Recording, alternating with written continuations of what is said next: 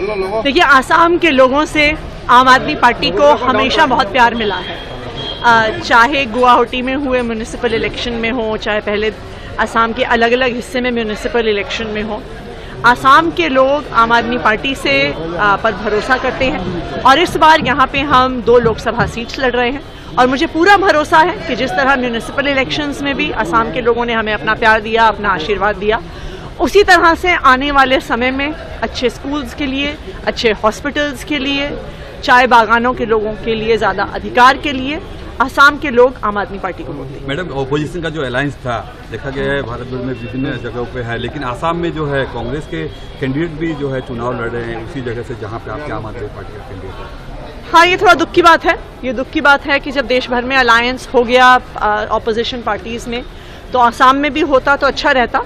और लेकिन फिर भी मुझे पूरा भरोसा है कि जिस मजबूती से हमारे दोनों लोकसभा के कैंडिडेट्स अपना चुनाव लड़ रहे हैं, इस बार आसाम में लोकसभा के चुनाव में आम आदमी पार्टी का खाता जरूर खुलेगा। मैडम, क्या मुद्दा होगा आसाम में, खासतौर पर आपका क्या मुद्दा होगा? मेरे हिसाब से 3 या 4 महत्वपूर्ण मुद्दे हैं। सबसे पहली बात, जो आम आदमी पार्टी का हमेशा से ही सबसे बड़ा पॉलिटिकल एजेंडा रहा है, वो हाई क्वालिटी स्कूल्स का रहा है। आप आसाम में देखिए, पिछले कुछ सालों में 8,000 से ज़्यादा स्कूल बंद हो गए हैं। कहते हैं कि सरकारी स्कूल में बच्चे नहीं आते। क्यों नहीं आते सरकारी स्कूल में बच्चे? इसलिए नहीं आते हैं क्योंकि सरकारी स्कूलों का इतना बुरा हाल है। आप अस्पतालों में जाइए, आप हेल्थ सेंटर्स में जाइए, वहाँ पे दवाइयाँ नहीं हैं, डॉक्टर नहीं है, वहाँ पे हाल ठीक नहीं। नंबर तीसरा जो इम्पोर्टेंट मुद्दा है, वो चाय बागान में काम करने वाले लोगों के अधिकारों का है, उनकी मिनिमम वेज का है। आज भी वहाँ पर चाय बागान में 250 रुपये महीने, 250 रुपये दिन के आधार पर पेमेंट होता है। आप दिल्ली में देखिए, दिल्ली की देश के हिसाब से हाईएस्ट मिनिमम वेज है।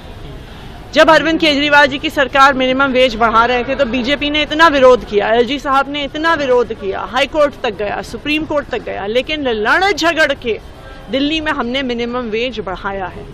उसी तरह से आसाम में भी मिनिमम वेज चाय बागान के वर्कर्स के लिए बढ़ाया जाएगा।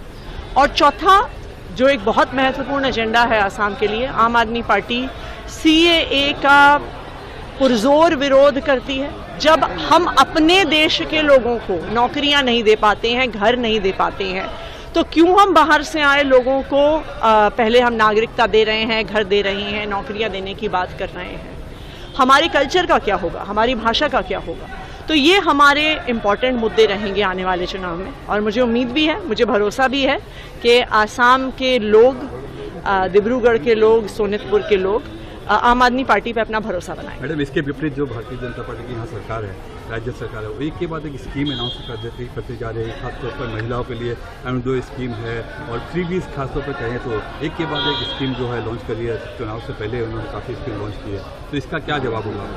देखिए, चुनाव से पहले जो स्कीम लॉन्च होती है, हमारे देश के हर वोटर को उसकी सच्चाई पता होती है कि आज चुनाव से 2 दिन पहले, 4 दिन पहले, 5 दिन पहले हेमंत बिस्वा शर्मा जी की सरकार आज तो आई नहीं है। अगर उन्हें वास्तविक तौर पे महिलाओं के लिए काम करना होता, गरीबों के लिए काम करना होता, तो उन्हें चुनाव का इंतजार करने की क्या जरूरत थी? वो पहले ही कर सकते थे।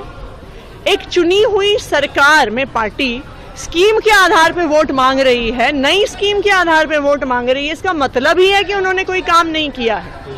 अगर उन्होंने काम किया होता तो अपने काम के आधार पे वोट मांगते। जैसे अरविंद केजरीवाल दिल्ली में जाके अपने काम के आधार पर वोट मांग रहे हैं, हेमंत बिस्वा शर्मा जी भी मांगते। आप